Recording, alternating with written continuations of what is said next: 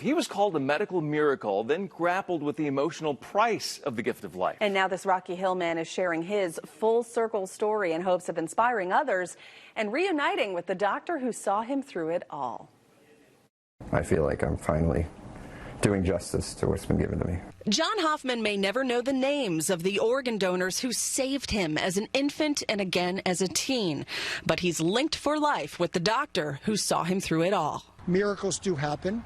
And John is a medical miracle. In 1983, Dr. Jeffrey Hyams was one of just 2 pediatric gastroenterologists in the state, and John was dying from the rare liver disease biliary atresia. He was as sick as anyone that I ever took care of before his transplant. At 13 months old, John became one of the first babies in the world to receive a liver transplant. And in 1996, he followed Dr. Hyams to the newly opened Connecticut Children's Hospital as one of its first patients before a second liver transplant at 17. It was after the second transplant I really started to question my own mortality in a way. I've received these 2 gifts, and here I am at that point, not doing very well in school, not really knowing what I wanted to do with my life. Years of depression would follow, and by college, his lifelong doc would become his lifesaver again. He looked at me and he said, "You're not right." He said, "I don't know what it is, but this is not you." That's when I started getting help.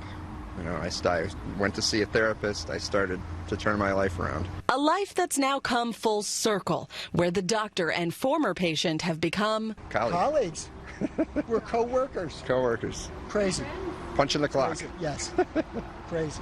John's an IT engineer at Connecticut Children's, a husband, father of 3, and now a published author. I'm hoping it's an inspiration. And hoping somewhere out there, his organ donors' families know their loved ones' legacies live on. Maybe they'll recognize the name and they'll reach out. I don't know. What would you want to say? Well, obviously, I'd want to thank them and let them know that their child's gift was not in vain, and is being cared for and valued. Absolutely.